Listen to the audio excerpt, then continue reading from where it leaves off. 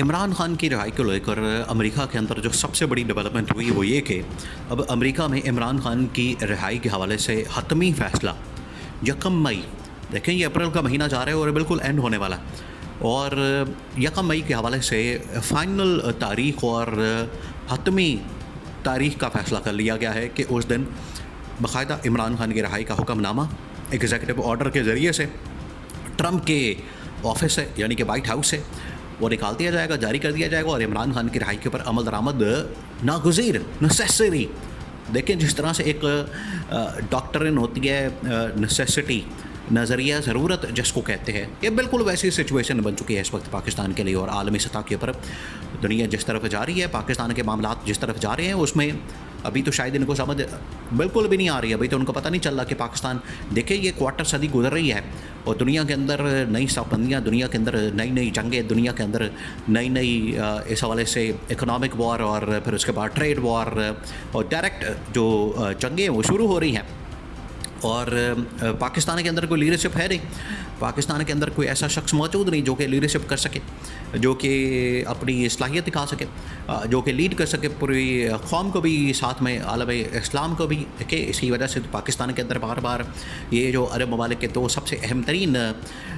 ممالک کے رہنما ہیں، ایک سعودی عرب اور دوسرا UAE، وہ اسی وجہ سے پاکستان کے اندر آ رہے ہیں۔ ان کی جو پاکستان کے اندر اس وقت انٹری ہو رہی ہے، ان کے سفارت خانے، ان کے سفارتکار، ان کے سفیر اور ان کے نائب وزیر اعظم، وزیر خارجہ، وہ تمام لوگ جو بڑی اہم ترین پوزیشن کے اوپر ہیں وہ بار بار آ رہے ہیں۔ یہ جو ابھی اسحاق ڈار کے ساتھ ملاقاتیں ہوئیں، پھر اس کے بعد جو محسن نقوی کے ساتھ ملاقاتیں ہوئیں، یہ اسی سلسلے کی کڑی ہے کہ پاکستان کو سمجھایا جا رہا ہے، ان کو بتایا جا رہا ہے، ان کے لیے ایک آپشن رکھی جا رہی ہے۔ اور عالمی سطح کے اوپر، انٹرنیشنل لیول کے اوپر دیکھیں، امریکہ جب بھی کوئی بڑی تبدیلی رونما ہوتی ہے، جب بھی کوئی نئی دہائی کا آغاز ہوتا ہے، تو جب بھی دنیا کے اندر نئے ورلڈ آرڈر کی بات ہوتی ہے تو اس میں پاکستان کا جو کردار ہے اس کی اہمیت بڑھ جاتی ہے، کیونکہ اس کی اسٹریٹجک جو پوزیشن ہے وہ بڑی اہم ہے۔ دیکھ لیں 1980 کی دہائی میں یہ جو پچھلی جو سارا دور گزرا ہے، اس کے اندر یہ جو کولڈ وار چلتی رہی ہے روس اور امریکہ کے درمیان، تو پاکستان اس میں اہم کردار ادا کرتا رہا۔ پاکستان جو ہے وہ کبھی فرنٹ سٹیٹ بن جاتا تھا، کبھی افغانستان کے اندر روس کے خلاف، کبھی طالبان کے خلاف امریکہ کے ساتھ، تو اس طرح کی سچویشن بنتی رہی۔ اب پوری دنیا کے اندر جو ایک نئی اکنامک جنگ لڑی جا رہی ہے، اس میں امریکہ نے ٹیک آن کیا ہے۔ امریکہ نے جو سب سے بڑے اس وقت دشمن کو للکارا ہے، اور ان کے نزدیک سب سے بڑی جو اس وقت ابھرتی ہوئی طاقت ہے وہ ان کے لیے چائنا بن چکی ہے۔ چائنا جو ہے ان کے لیے سب سے بڑا مسئلہ بن گئی ہے، چائنا جو ہے وہ ان کے لیے سب سے بڑی مصیبت بن گئی ہے کہ چائنا کو کیسے کنٹرول کیا جائے، چائنا کے اوپر کیسے قابو پایا جائے۔ اب وہ اس کے لیے بڑی کوشش کر رہے ہیں، کبھی اس کے ساتھ جنگ کرتے ہیں، کبھی ٹیرف لگاتے ہیں، کبھی ٹیکس لگاتے ہیں، کبھی کچھ کرتے ہیں، کبھی کچھ کرتے ہیں۔ اب پاکستان کی اسٹریٹجک لوکیشن پھر آئیڈیلی وہ دیکھیں، یہ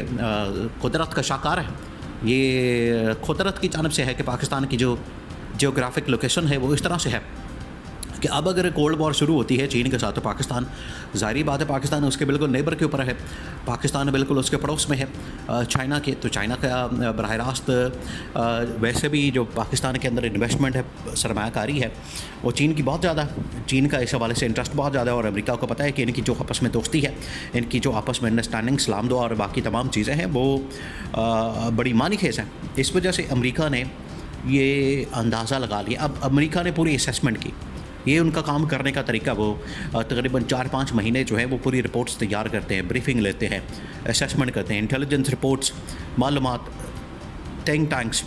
اسٹریٹجک جو اس حوالے سے کام کرنے والے لوگ، ادارے، یہ بڑی بڑی تھنک ٹینکس جو بنائے ہوتے ہیں وہ اس کے اوپر کام کرتے ہیں۔ انہوں نے 4-5 مہینے کام کرنے کے بعد یہ فیصلہ کیا کہ پاکستان کے اندر جو لیڈرشپ ہے، پاکستان کے اندر جو موجودہ اس وقت اسٹیبلشمنٹ ہے، موجودہ جو گورنمنٹ ہے، وہ اس قابل نہیں ہے، ان کے اندر اتنی صلاحیت اور قابلیت نہیں ہے۔ اب اس کا متبادل جو ہے ہمیں دیکھنا ہے، ان کو یہ نظر آ رہا ہے۔ انہوں نے اسی وجہ سے شہباز شریف، دیکھیں یہ جو لاسٹ میٹنگ ہوئی ہے پاکستان کے اندر، جو ڈیلیگیشن آیا تھا، اس سے پہلے بھی جو ڈیلیگیشن امریکہ سے آیا تھا، آپ اس کی ملاقاتوں کو دیکھ لیں، ملاقاتوں سے آپ کو آئیڈیا ہو جائے گا کہ وہ یہاں پر کس کو اہمیت دیتے ہیں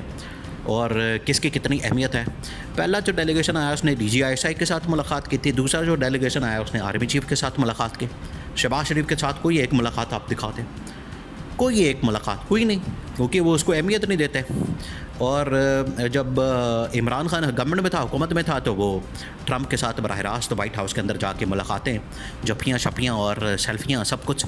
تو عمران خان کا ان کو پتہ ہے کہ وہ کتنا بڑا لیڈر ہے, تو اس وجہ سے اب آرمی چیف کو تو وائٹ ہاؤس کے اندر وہ کبھی بھی نہیں بلائیں گے. دیکھیں ان کا ایک پورا پروٹوکول ہے, ان کا ایک پورا اس حوالے سے ٹریک ریکارڈ ہے. ہاں ٹھیک ہے, وزیر خارجہ کے دفتر میں ادھر ادھر پینٹاگون میں ملاقاتیں کروا دیں گے, وائٹ ہاؤس کے اندر نہیں جائے گا. یہ آپ ذہن میں رکھیں, یہ آپ اس کو ہسٹری اٹھا کے دیکھ لیں, وہاں پر سول لیڈر جائے گا. تو شہباز شریف جا سکتا ہے, شہباز شریف کی اتنی ایکسیس ہے, اتنی اوقات ہے, شہباز شریف کے پاس اتنی اس حوالے سے صلاحیت ہے, اس کے پاس قابلیت ہے کہ جا کے وہ تو پرچی کے بغیر ملاقات نہیں کر سکتا, بات نہیں کر سکتا, اس کے ساتھ بات نہیں کر سکتا. تو وہ جو 2 ڈیلیگیشن پاکستان کے اندر آئے, اس کے اندر جو تیسرا ڈیلیگیشن تھا وہ ایک جرنیل لیڈ کر رہا تھا, جیک برگمن. وہ ایک جنرل آدمی ہے, اس نے پینٹاگون کے ساتھ CIA کے ساتھ کام کیا ہوا ہے, امریکی فوج کے ساتھ کام کیا, وہ جانتا ہے, سمجھتا ہے. وہ نہ صرف اسٹیبلشمنٹ کو سمجھتا ہے, وہاں کی انتظامیہ کو سمجھتا ہے, وہاں کی پالیسی کو سمجھتا ہے, پالیسی شفٹ کو سمجھتا ہے. اس نے آ کے جو پاکستان کے اندر ملاقاتیں کی, اس نے جا کے بریفنگ دی ٹرمپ کو. اس نے پوری انتظامیہ کے سامنے یہ معاملہ رکھا کہ پاکستان کے اندر حالات کیا ہیں. ان کو پتہ لگ گیا کہ یہاں پر تو معاملہ بالکل گڑبڑ ہے, یہاں پر ہمیں دکھایا کچھ جا رہا ہے, بتایا کچھ جا رہا ہے, سچی دکھا کے کھپی مارنے کی کوشش ہو رہی ہے. کوئی آنیسٹ آدمی نہیں, کوئی لیڈرشپ نہیں عالم اسلام کو اکٹھا کرنے کے لیے. اگر چین کے خلاف اتحاد بنانا ہے, محاذ کھولنا ہے, تو اس کے لیے عالم اسلام کو ایسے ممالک کو اکٹھا کرنے کی ضرورت ہے جو ہمارے ساتھ امیر ترین طاقتور ممالک ہمارے ساتھ ہوں. تو عالم اسلام کو اس میں اب ان کو ضرورت پڑ گئی عمران خان کی. ان کو اپنا مفاد عزیز ہے, اس میں کوئی شک نہیں ہے. وہ اپنے مفادات کو دیکھتے ہیں, ہمیشہ اپنے انٹرسٹ کو دیکھتے ہیں, سب سے پہلے اپنے انٹرسٹ کو پروٹیکٹ کرتے ہیں, اور وہی وہ کر رہے ہیں. اسی وجہ سے اب 1 مئی یہ بڑی اہم ترین خبر جو ہے, ان کے اہم ترین ادارے, اہم ترین نیوز پیپر اور اخباروں کے اندر, چینلز کے اندر باقاعدہ رپورٹ ہوئی ہے کہ 1 مئی وہ تاریخ ہے. آپ لکھ لیں, نوٹ کر لیں, آپ کیلنڈر کے اوپر سرکل کر لیں کہ پاکستان کے اندر جو ہے وہ 1 مئی, اس میں دنیا بھر میں تو مزدوروں کا دن منایا جاتا ہے, لیکن اس مرتبہ عمران خان کی رہائی کا دن منایا جائے گا. وہ یہاں پر عمران خان کی رہائی اور آزادی کا دن ہوگا 1 مئی کو ایگزیکٹو آرڈر کے ذریعے. وہاں پر تو چھٹی ہوگی, لیکن ٹرمپ جو ہے وہ ایک ہی کام کرے گا. وہ ایک ہی کام کے لیے اس وقت یہ پورا تیار کر لیا گیا پلان. اس کو بریفنگ کے بعد, پریزنٹیشن کے بعد, اس کے نالج میں لانے کے بعد تمام صورتحال کو, یہ اب فائنل فیصلہ ہو گیا. اور یہاں کی حکومت اسٹیبلشمنٹ کو بتا دیا, ان کی دوڑیں لگ گئی ہیں, یہ پریشان ہے, ہکا بکا ہے. اسلام آباد پنڈی میں دوڑیں لگی ہوئی ہیں اور ٹلیاں کھڑک رہی ہیں, ملاقاتیں ہو رہی ہیں, روکنے کی کوشش ہو رہی ہے. اس مرتبہ روکنا جو ہے وہ ناممکن ہو چکا ہے. یہ نہیں روک سکتے عمران خان کی رہائی. 1 مئی انتظار کریں. 1 مئی کو حکم نامہ, executive order, Trump, white house, ساری نظریں جو ہیں پورے پاکستان کی اس طرف لگنی ہے.